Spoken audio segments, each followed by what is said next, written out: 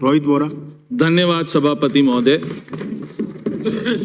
आज क्योंकि ये लास्ट डिबेट है इस सत्र की अप्रोप्रिएशन बिल पर, तो मैं तो पहली बार एमएलए बना था, तो सबसे पहले मैं धन्यवाद कई सीनियर्स का देता हूं जिनको सुनकर हमने यहाँ काफी चीजें सीखी। सबसे पहले मैं धारीवाल जी का बहुत बहुत धन्यवाद देता हूं, किस तरीके से अपोजिशन में तंज करा सकते हैं और किस तरीके से उन लोगों को हैंडल करना जो धारीवाल जी ने यहाँ सिखाया। राठौर साहब से हम बहुत कुछ सीखे हैं, किस तरह से शब्दों को तोड़ मरोड़ करके पेश करा जाता है, ये कला राठौर साहब में ही है, तो वो कला हमारे में भी आनी चाहिए। ये मैं आपको धन्यवाद दे रहा हूं सर, आपकी वजह से हम लोग ये सब चीजें सीख रहे हैं। इसी तरह से गुलाब जी भाई साहब नहीं हैं इस सदन में, अभी हमारे मेंबर नहीं हैं, आज गवर्नर बन के असम चले गए हैं, जो कि राजस्थान के लिए बहुत, उनने हमें पब्लिक अकाउंट्स कमेटी में काफ़ी मुझे लिबर्टी दी, बोलने की लिबर्टी दी, उनका भी मैं तहे दिल से शुक्रिया अदा करता हूं। यहाँ काफ़ी सारे सीनियर, एक लूँगा तो एक काफ़ी टाइम लग जाएगा, स्पीकर साहब हैं, उनसे हमें सीखने को बहुत सारी चीज़ें मिली, तो मैं सबका एक बार धन्यवाद देता हूँ, वो तो मेरे गुरु हैं। सबसे पहले काके लागू पाऊं, ये पूरी बोलो गुरु तो। आज सबसे पहले मैं अपना जो फाइनेंस और अप्रोप्रिएशन बिल पे बोलना चाहता हूं। जब से जीएसटी आया है तब से स्टेट्स ने अपनी सोवरेनिटी खत्म कर दी है, सेंटर ने स्टेट्स की सोवरेनिटी खत्म कर दी है। हम स्टेट्स सेंटर के डेवोल्यूशन पर, उनके भरोसे पर खड़े हैं कि किस तरह से हमें पैसा मिले, किस तरह से 15th फाइनेंस कमीशन ने हमें पैसा दिया।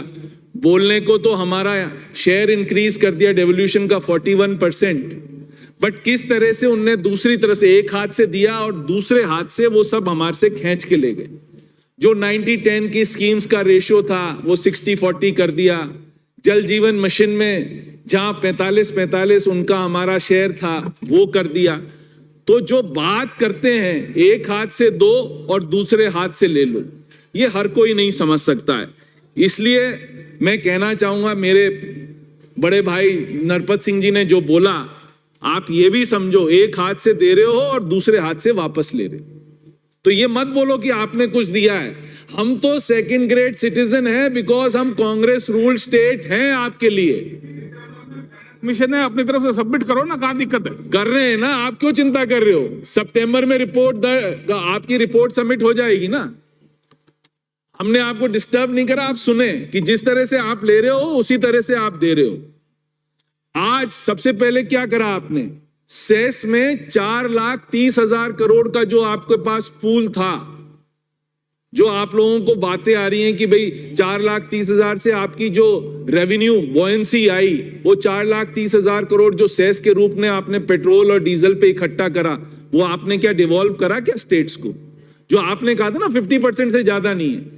योर टोटल कमिटेड एक्सपेंडिचर और total revenue and fiscal expenditure of the central government is 40% only, and you are collecting taxes worth 60%, और ना आप उसमें 20% भी डिवॉल्व नहीं कर रहे हो स्टेट्स को। If you look at the whole GDP का, आप 20% भी डिवॉल्व नहीं कर रहे हो स्टेट्स का। आर्टिकल हमने पढ़ लिया, तभी मैं आपको ये बोल रहा हूं।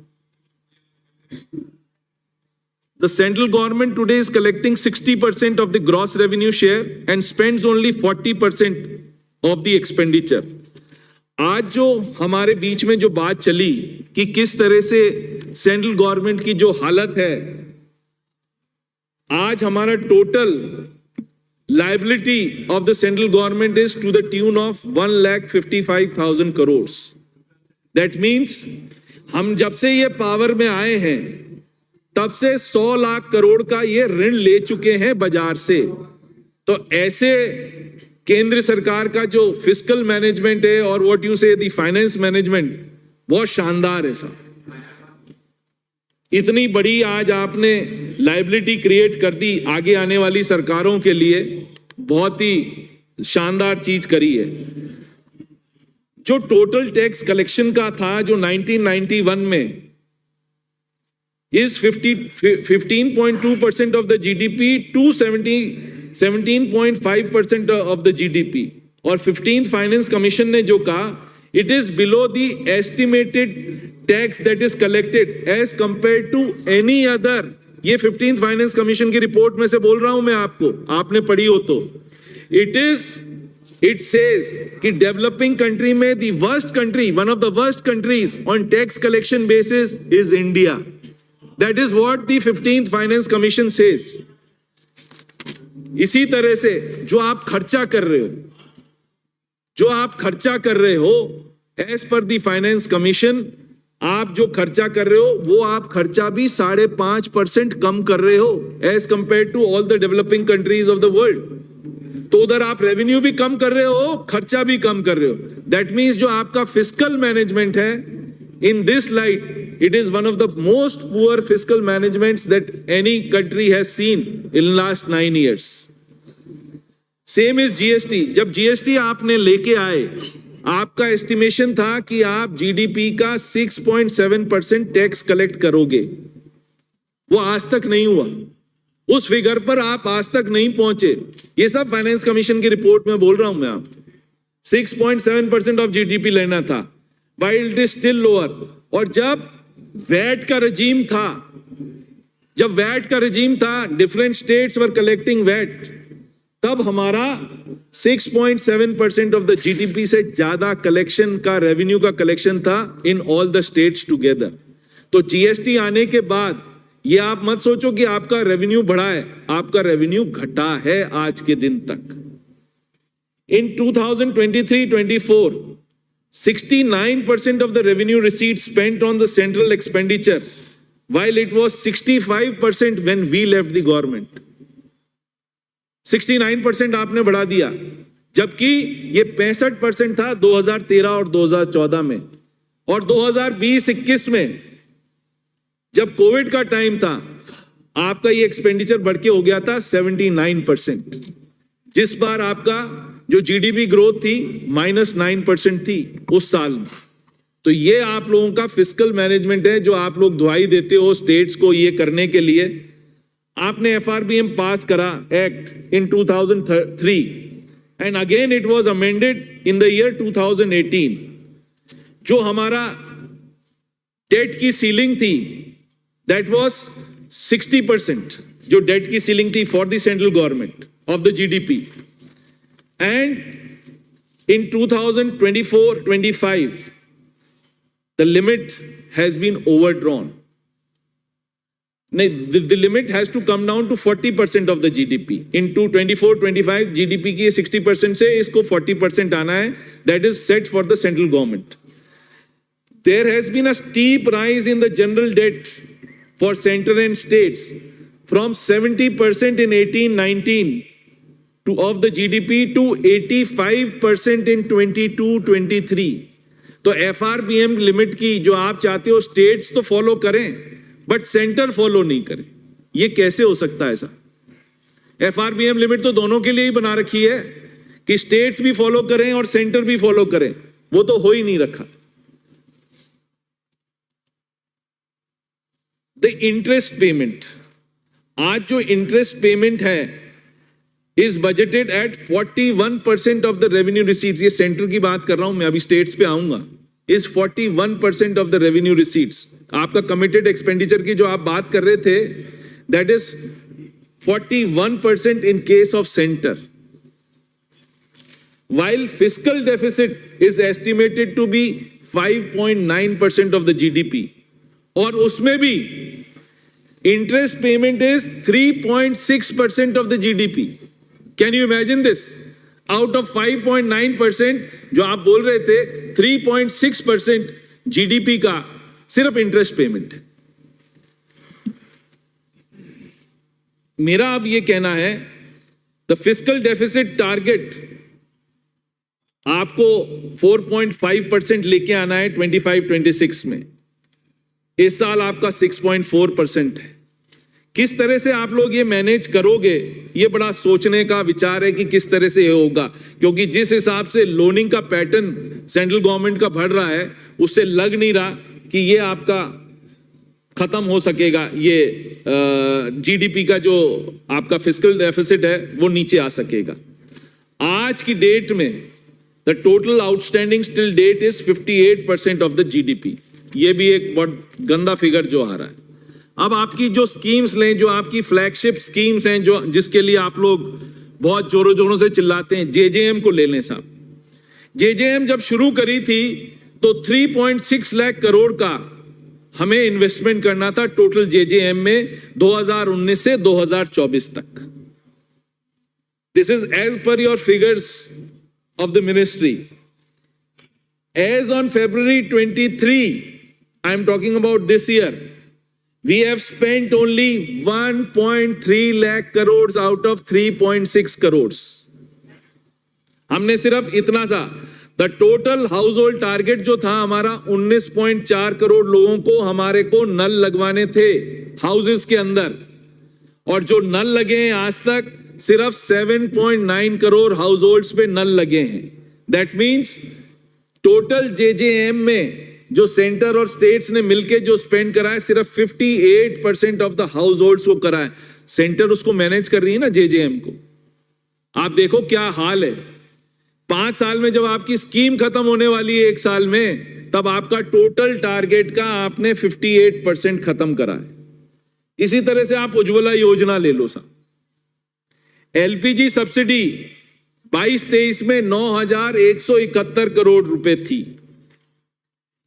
This year it has come down to 2,257 crore, which is 75% less than the last year. और एक फिगर इसमें बड़ा जबरदस्त है, इस 2,257 करोड़ में से 2,200 करोड़ रुपया आप सिर्फ कंपनीज को दे रहे हो because of the price stabilisation. और इस साल एलपीजी सब्सिडी जो डायरेक्ट बेनिफिट ट्रांसफर है वो आपने उसका बजट बहुत बड़ा गोला कर दिया है, 0। There is no direct benefit transfer इस साल एक भी नहीं करोगे। एक भी कंज्यूमर के अकाउंट में जो 200 रुपए आते थे सब्सिडी के, वो एक भी नहीं आएंगे। तो मतलब कोनी पे गुड़ लगाया, फ्री में सिलेंडर दिया 2 साल और फिर बंद कर दिया। पहले तो लोगों को चूल्हा जलाने में आंसू आते थे, हमारी औरतों को, हमारी बहनों को। अब सिलेंडर 1100 रुपए खरीदने में आंसू आना शुरू हो गए हैं। और ये आंसू बंद करने का काम कौन करेगा? अशोक गहलोत की सरकार करेगी, जब हम 500 रुपए सिलेंडर में 76 लाख परिवारों को ये सिलेंडर देंगे। तो ये तो हाल है आप लोगों का। कथनी और करनी में कितना डिफरेंस है। जब आप पेपर पे जाओ तो आपको पता पड़ेगा। डायरेक्ट बेनिफिट ट्रांसफर 0 कर दिया उज्ज्वला योजना में, जिस पर आपने यूपी में चुनाव जीता पिछली बार, दिया और बंद कर दिया। ये तो बहुत गलत है साहब। किसी के साथ भी आप करो तो ये गरीब आदमी के साथ कर, बहुत गलत है। इसी तरह से रूरल डेवलपमेंट में ले लीजिए, प्रधानमंत्री आवास योजना ग्रामीण 2016 में आपने लॉन्च करी, with an aim to provide houses in 2022 to everyone। ये टोटल स्कीम जो थी 2,15,000 करोड़ की, ये total 2,15,000 crore 2.15 crore houses were to be built as against a target of 2.94, यानी 2.15 टोटल आपके बने फरवरी 23 में, जबकि 22 में ये स्कीम खत्म होनी थी जिसका टारगेट था 2.94 करोड़। और इसी तरह से आपकी पीएम आवास योजना जो आपके शहरी योजना है, जिसमें आपको 1,20,000 घर बनाने थे, सैंक्शनड हाउसेस का आपका अभी तक का आपने सिर्फ उसमें से 1,20,000 हाउसेस में से 68 लाख हाउसेस आपने बनाए हैं। जो परसेंटेज टर्म्स में मैं निकालूं तो टोटल 56% है। ये आपकी फ्लैगशिप कंपनीज की, आपकी फ्लैगशिप योजना है, जहां आप 50 और 60% के बीच में लैग कर रहे हो। और आप दिखा ऐसे रहे हो एडवर्टीजमेंट से, एडवर्टीजमेंट में पैसा खर्च करके और गोदी मीडिया को संभाल के इस तरह से आप प्रचारित कर रहे हो जैसे कि आपने पता नहीं क्या कर दिया। ये तो हाल है आपके फ्लैगशिप के, जहां 55 और 58% से ऊपर का आप टारगेट कंप्लीट नहीं कर पा रहे हो। तो अपन क्या मजाक कर रहे हैं? सिर्फ 2 आदमियों के लिए ही मजाक है क्या? अडानी और अंबानी के लिए? जो कुछ देना है उन्हीं को देना है। इन गरीबों का तो कुछ संभाल करो साहब, इन गरीबों को तो कुछ दो जिससे ये अब गरीब कुछ कर सकें। और इसमें एक्सटेंशन और दे दिया आप 2024 के दिसंबर तक। बट फिर भी जो बातें चल रही हैं, टारगेट का आप 65% से ऊपर नहीं जा पाओगे। This is as per your figures. इसी तरह से आपकी एक स्कीम चली, किसान सम्मान स्कीम चली, चल भी रही है, बिल्कुल आप ठीक कह रहे हो। आपको 14 करोड़ किसानों को पैसा देना था। पूरे भारतवर्ष में आपको 14 करोड़ किसानों को पैसा देना था। आपने दिया कितना? आपने दिया सिर्फ 10.4 करोड़ लोगों को। That means your target is only completed by 70%। Where is 30% gone? हवा में उड़ गया। और बड़ी बड़ी बात कर ली कि किसानों को हम ये दे रहे हैं, हम किसानों को ये कर रहे हैं। क्या दे तो 6,000 रुपए रुपट्टी दे रहे हो, 500 रुपए महीना। दिन का यदि हिसाब लगाओ, डिवाइड बाय 30 कर लो तो कितना रुपए आएगा? 10 रुपए रोज भी नहीं आएगा, 16 रुपए रोज आएगा। क्या अपन मजाक कर रहे हैं सर? इसी तरह से आपकी आई प्रधानमंत्री किसान धन योजना, which was launched in 2019 as a central scheme to provide pension to small and medium farmers, जिसमें आपको 3,000 रुपए में आपने प्रॉमिस करा था कि 3,000 हम फार्मर्स को पेंशन देंगे। ये सब आपकी स्कीम्स हैं। 3,000 पेंशन देने वाले थे जिनके 2 हेक्टेयर से कम उनके खेत थे। इसमें 18.5 लाख किसानों ने अपना रजिस्ट्रेशन कराया। और डोटासरा साहब, आप तो किसान परिवार में से हैं, आपको यह जानकर दुख होगा, पता है कितनों को इनने दिया? 15,000 किसानों को सिर्फ इनने ये स्कीम दी। क्या मजाक लगा रखा है आप देखो।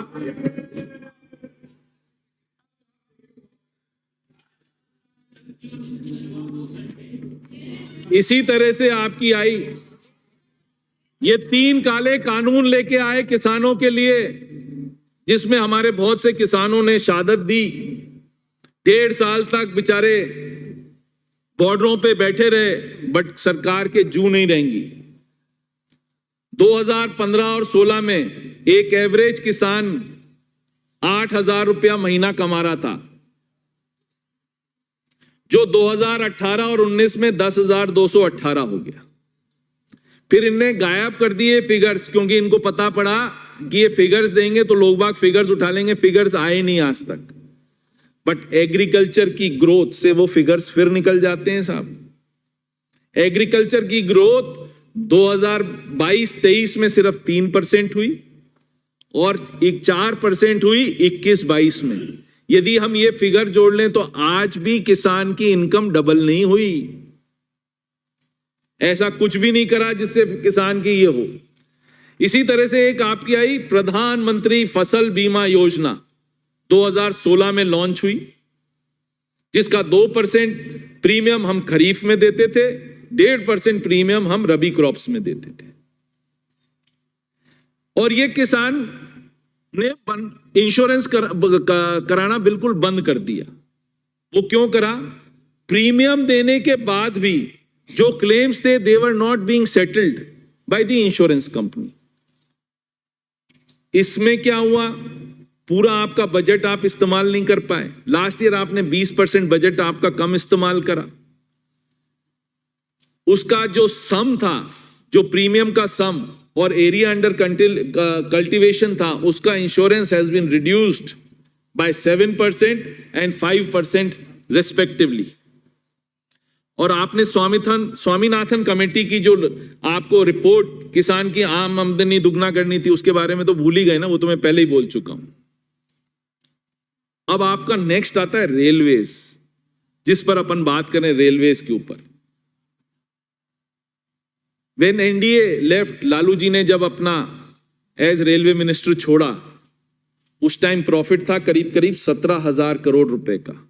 16,858 था, मैंने उसको राउंड ऑफ करके 17,000 करोड़ कर दिया। वेयर इज 21-22 में आपका लॉस था 15,000 करोड़ रुपया।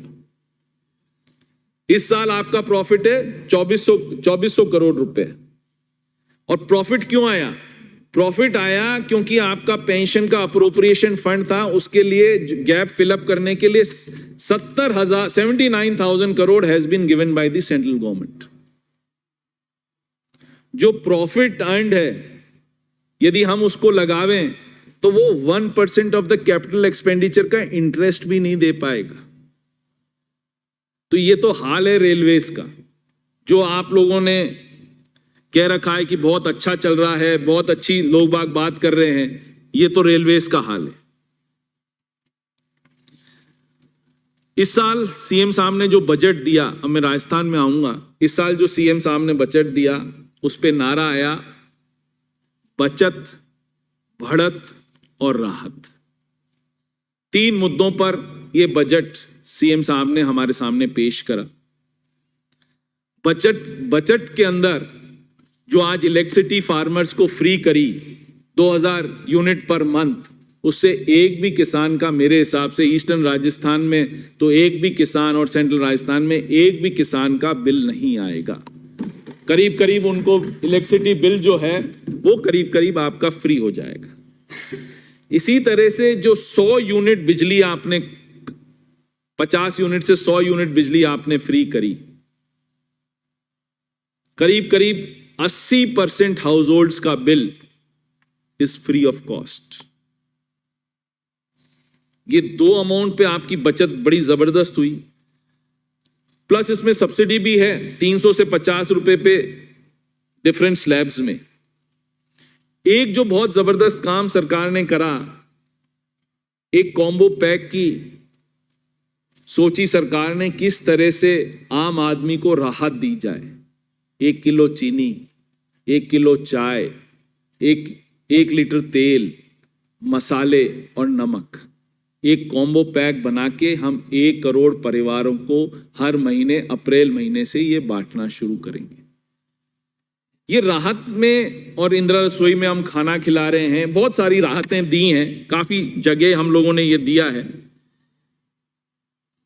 तो ये आज कर क्यों रहे हैं? जो सेंट्रल गवर्नमेंट नहीं कर पा रही है, हम क्यों कर रहे हैं? इसका बेसिक एक कारण तो होगा ना, क्यों कर रहे हैं। राठौर साहब, जीडीपी की growth in the first quarter was 13.5%, central government की। सेकेंड क्वार्टर में the growth was 6.5%, third quarter में the growth was 4.5%, fourth quarter जो अभी खत्म होने वाला है, we are envisaging a growth of 4.2%। जो आपकी जीडीपी की ग्रोथ है, that is coming down from the first quarter till the last quarter, it is descending every quarter. What is the reason? हमने आम आदमी के हाथ में पैसा ही नहीं दिया। जब तक आप आम आदमी के हाथ में पैसा नहीं दोगे, जब तक उसकी स्पेंडिंग पावर नहीं बनेगी। आज फैक्ट्रीज का टोटल आउटपुट, इंडस्ट्रियल आउटपुट जो है, it is only 70 to 80%. Factories are not even running on 100% except few sectors like car sector और इलेक्ट्रिक स्कूटर्स और मोटरसाइकिल का सेक्टर। कोई भी ऐसी इंडस्ट्री नहीं है विच इज रनिंग ऑन 100%। जो आपकी जीएसटी की ग्रोथ आ रही है, that is because of inflation. If you take inflation into account, तो अपने आप आपको जीएसटी की ग्रोथ का पता पड़ जाएगा कि जीएसटी की ग्रोथ क्या है। तो मैं आपसे ये निवेदन करता हूं, सरकार ने सोच समझ के ये राहत दी है। कोई इसलिए राहत नहीं दी है कि भाई बिना सोचे। आज we are second highest in GDP after Andhra Pradesh. हमारी जीडीपी 11.2%, 11.4% के बीच में आएगी इस साल। That is highest in the country. Why have we achieve this? क्योंकि हमने हमारे गरीब आदमियों के हाथ में पैसा देने की बात करी। इन सब स्कीम से गरीब आदमियों के पैसा, उसकी परचेसिंग पावर बढ़ाई। उसकी परचेसिंग पावर बढ़ाएंगे तो हमारे यहां लोग बाग आदमी ज्यादा खर्च करेगा और कंजम्पशन बढ़ेगा। कंजम्पशन बढ़ेगा तो हमारी ग्रोथ बढ़ेगी। आज जीएसटी राजस्थान में ग्रोथ 24% क्यों हो रही है? GST is a consumption based tax. Consumption based tax आपको यदि मिलता है तो आपकी ग्रोथ अपने आप होती है। तो ये मूल मंत्र है इस बजट का जो मुख्यमंत्री महोदय ने दिया है कि हम गरीब आदमी को राहत देंगे तो हमारे यहां वो ज्यादा खर्चा करेगा तो हमारे यहां ज्यादा रेवेन्यू का कलेक्शन होगा। अब मैं हमारे दूसरे पॉइंट पे आता हूं, राहत। पहली स्टेट कंट्री के अंदर जो राहत दे रही, हमारे सोशल सिक्योरिटी सेक्टर में हमारे बूढ़े हों, हमारी विडोज हों, सबको हमने 1,000 रुपए की पेंशन कर दी with a increase of automatic increase of 15% every year. हमने इन्फ्लेशन को सिस्टम में डाल दिया, 15% इंक्रीज एवरी ईयर होगा। हमने उनको एम्पावर करा, हमारे बूढ़ों को एम्पावर करा जिनको हमारे यंगस्टर्स देखते नहीं थे, उनको हमने ऐसा कर दिया कि भाई आप अपना खर्चा अपने आप चला सकते हो। आप तो 6,000 रुपए देते हो, हम तो यहां 12,000 रुपए दे रहे हैं। किसान सम्मान में आप तो 6,000 दे रहे हो, हम तो 1,000 रुपया महीना दे रहे हैं, जो अगले साल से 1,150 हो जाएगा, ऑटोमेटिक बढ़ जाएगा। आपके यहां तो कोई इंक्रीज ही नहीं हो रहा। किसान सम्मान निधि में 60,000 करोड़ का पिछले साल का बजट था, 60,000 करोड़ का इस साल का बजट है। There is no increase. जो 14,000 करोड़ आपको देना था उसमें भी आपने इंक्रीज नहीं करा। तो ये मैं कहना चाहूंगा।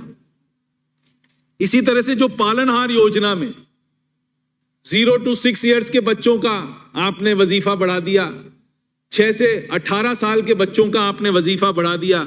जो विडो हो जाती हैं उनके बच्चों को हम पालनहार योजना देते हैं, तो किस तरह से वो अपना जीवन यापन कर सके।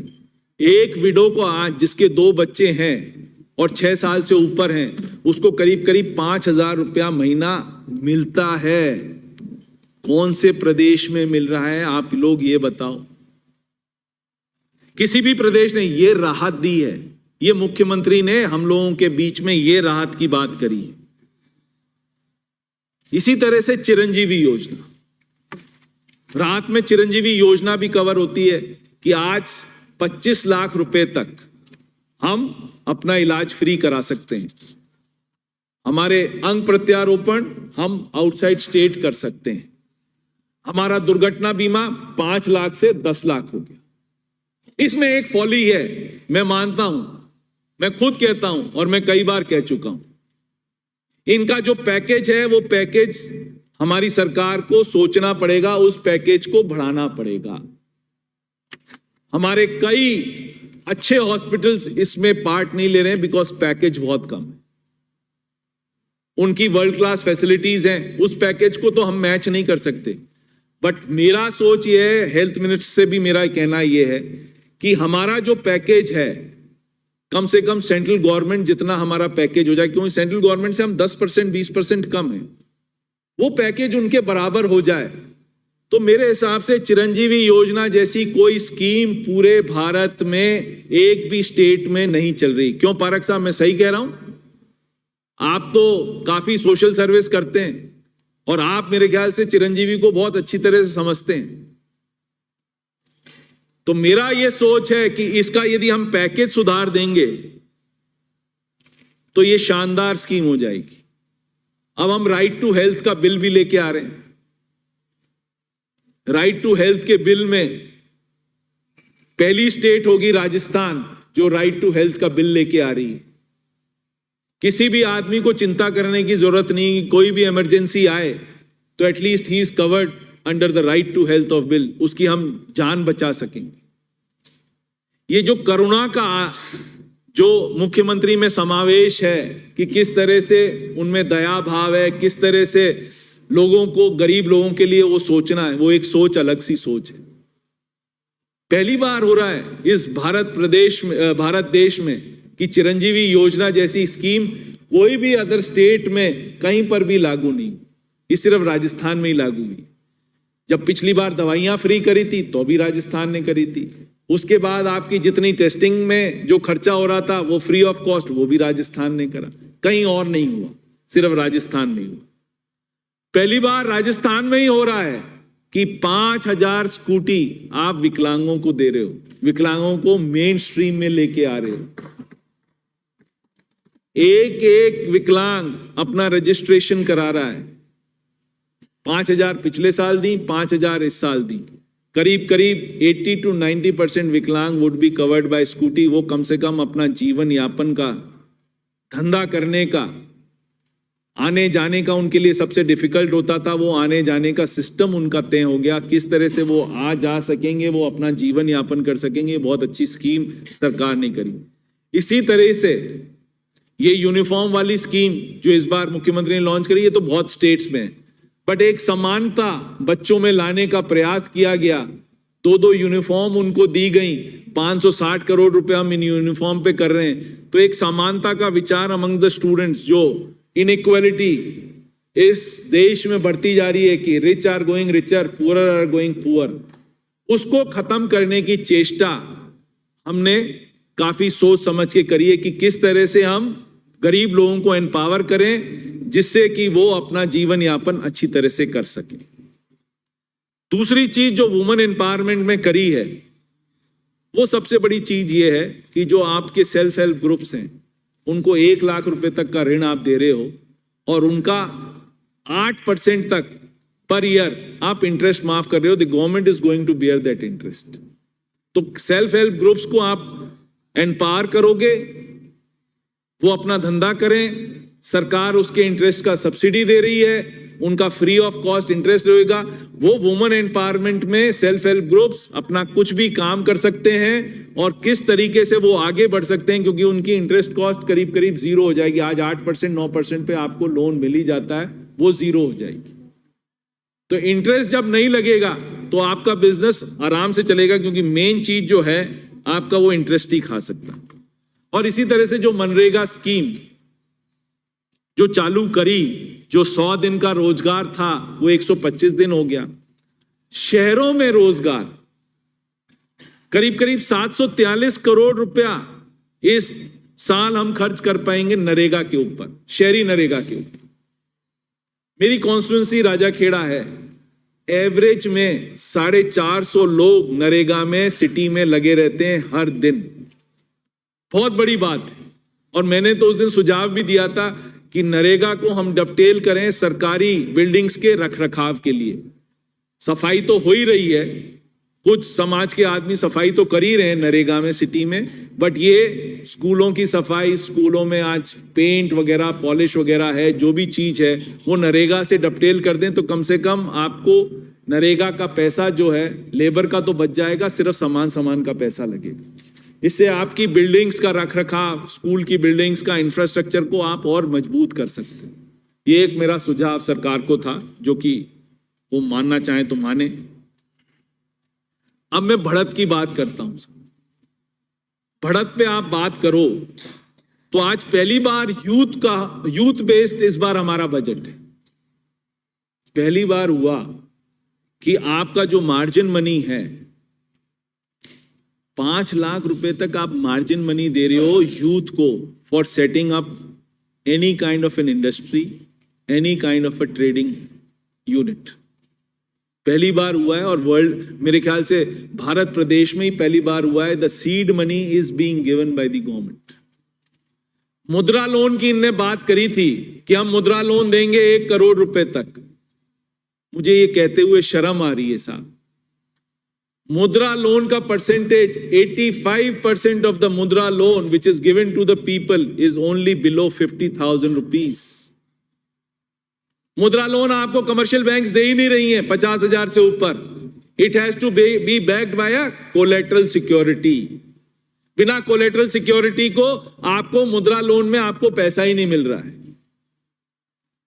और कमर्शियल बैंक्स इतने, मैं कह रहा हूं, हमारे यहां जो 50-50 हजार रुपए के जो हम Rajiv Gandhi credit card scheme जो हमने निकाली थी वेंडर्स के लिए, जिसमें 5 लाख वेंडर्स ने रजिस्ट्रेशन करा, कुल 1,81,000 लोगों को, 1,81,000 लोगों को सिर्फ उसमें से 50-50 हजार रुपए मिले।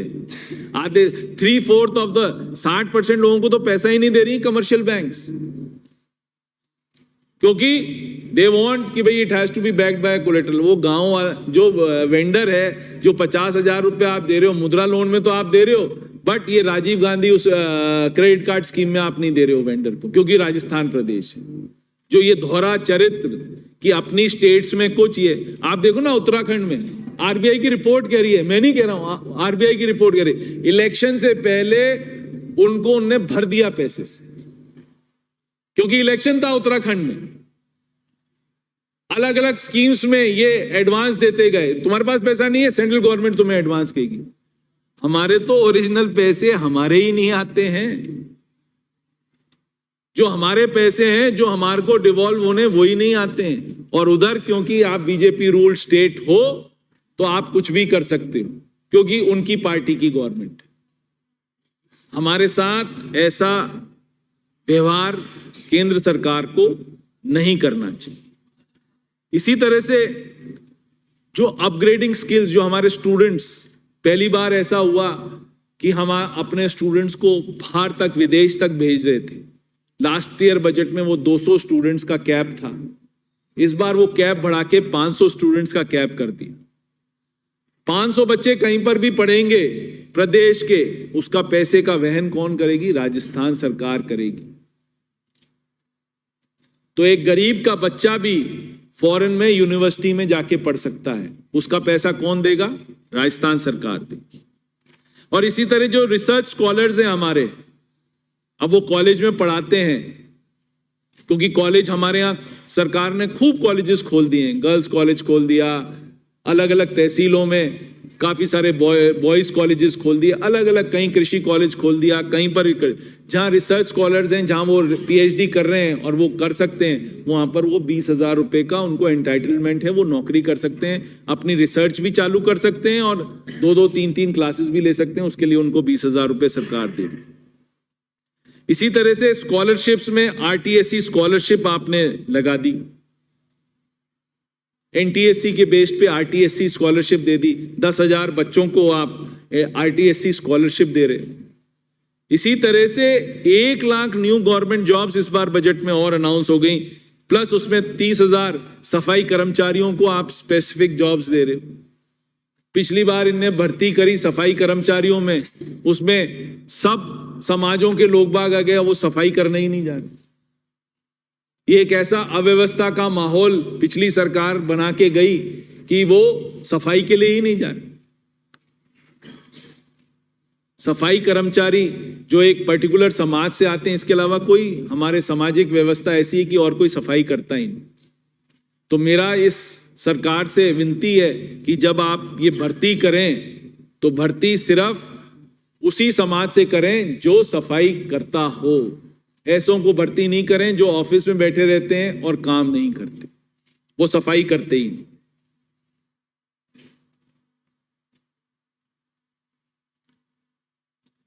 अब आप आए इंडस्ट्री के ऊपर। लास्ट ईयर अक्टूबर 22 में एक इंडस्ट्री फेयर हमारे मुख्यमंत्री जी ने बुलाया, उसमें 4195 एमओयू साइन करे सरकार ने और एंटरप्रेन्योर्स ने बीच में मिलके एमओयू साइन करे, और उसमें 12.5 लाख करोड़ का इन्वेस्टमेंट आना था, और उसमें 9.76 lakh jobs were suppose to be created in these.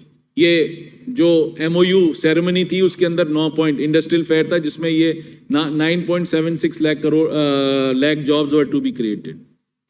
और आपको जानकर खुशी होगी, इसमें से 50% अक्टूबर से लेके अभी तक मार्च तक 50% MOUs ऑन ग्राउंड आ गए। 2038 units have come up with an investment of 2 lakh crore. 2 lakh crore के 2038 यूनिट ऑलरेडी जमीन पर आ चुके हैं, और उसमें करीब 2,75,000 लाख जॉब्स ऑलरेडी सरकार और एंटरप्रेन्योर्स ने मिलकर हमारे यूथ को दे दी।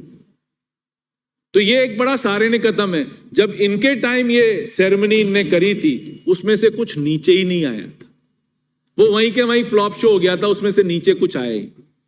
तो मैं इसके लिए इंडस्ट्री मिनिस्टर का धन्यवाद करता हूं कि कम से कम 6 महीने के अंदर 50% यूनिट्स ऑन ग्राउंड आ गए, और उसमें लोगों को एम्प्लॉयमेंट बढ़ना शुरू हो गया। इसी तरह माइंस और पेट्रोलियम, पिछली बार की तरह माइंस और पेट्रोलियम में हमारे यहाँ इस बार पिछले बार का जो टारगेट था उससे ज्यादा हम रेवेन्यू अर्न कर चुके हैं। 6,416 करोड़ रुपया हमारे पास मार्च फर्स्ट वीक तक आ चुका है। और इसमें हमने एक एमनेस्टी स्कीम भी निकाली, जो पुराने केसेस थे राहत देने की वजह से जो लोग बाग फंसे हुए थे, एमनेस्टी स्कीम निकाली जिसमें 72 करोड़ रुपया हमारे पास आया और 1161 केसेस को हमने खत्म कर दिया। नहीं तो ये आउटस्टैंडिंग ही बोलता रहता, हमारी बैलेंस शीट को, स्टेट की बैलेंस शीट को खराब करता रहता। तो वो खत्म करके हमने 1161 केसेस को में 72 करोड़ रुपया हमारे पास आया। इसी तरह से पहली बार हुआ कि 8 blocks, last year 7 blocks auction हुए थे, इस बार 8 ब्लॉक्स हमारे सैंक्शन अलोकेट हुए, ऑक्शन हुए, जिसमें से लाइमस्टोन के 3, आयरन के 3 और मैग्नीज के 3। और जिस दिन ये धरातल पे आ गए, कम से कम इन तीनों, चारों, 5, 8 ब्लॉक में कम से कम 50,000 लोगों को नया एम्प्लॉयमेंट मिलेगा। ये बहुत ही सराहनीय कदम है, क्योंकि 7 ब्लॉक हमने पिछली बार दिए थे, उन पर भी काम शुरू हो गया। 8 ब्लॉक ये है, क्योंकि इसमें एनवायरमेंट क्लियरेंस वगैरह उसमें थोड़ा टाइम लगता है, जब तक ये आते हैं, जब तक 1 से 1.5 साल लग जाता है। बट सरकार की मंशा यही है कि कम से कम हम लोगों को, हमारे यूथ को एम्प्लॉयमेंट कर सकें। तो वो किससे आएगा? वो इंडस्ट्री से ही आएगा, वो कैपिटल एक्सपेंडिचर से नहीं आता। कैपिटल एक्सपेंडिचर तो आजकल जो ये केंद्र सरकार कर रही है वो तो मशीनों से हो जाता है, उसमें मैन पावर बहुत कम लगती है। जब तक इंडस्ट्री नहीं लगेगी और इंडस्ट्री में प्रोडक्शन नहीं आएगा, जब तक एम्प्लॉयमेंट आपको मिलना ही नहीं होगा। मिलेगा तभी जब आपका इन्वेस्टमेंट आ जाए, जब आपका प्रोडक्शन आ जाए, तभी आप अपने लोगों को एम्प्लॉयमेंट दे सके। और एम्प्लॉयमेंट राजस्थान में सबसे इंपॉर्टेंट फैक्टर है। पेट्रोलियम में भी हमने बहुत काम करा। पेट्रोलियम में भी हमारे को इस बार 4595 करोड़ रुपए हमारे को फरवरी तक मिला है, जो लास्ट ईयर से हम कर चुके हैं। कम से कम हमारी ग्रोथ इस साल 10% की रेवेन्यू की होगी। इंफ्रास्ट्रक्चर में लें तो सबसे पहले मैं बात करना चाहूंगा पीडब्ल्यूडी की। 14,000 करोड़ रुपए हम खर्च कर रहे हैं 773 किलोमीटर लॉन्ग रोड्स के ऊपर। उसमें से 2,000 करोड़ तो हम सब एमएलएस को ही दे रहे हैं, और हमारे रीडामरीकरण और जो हमारी नॉन पैचेबल रोड्स हैं, मिसिंग लिंक रोड्स हैं, उसके लिए सब एमएलएस को ही दिया है सरकार ने एमएलएस को एम्पावर कर दिया।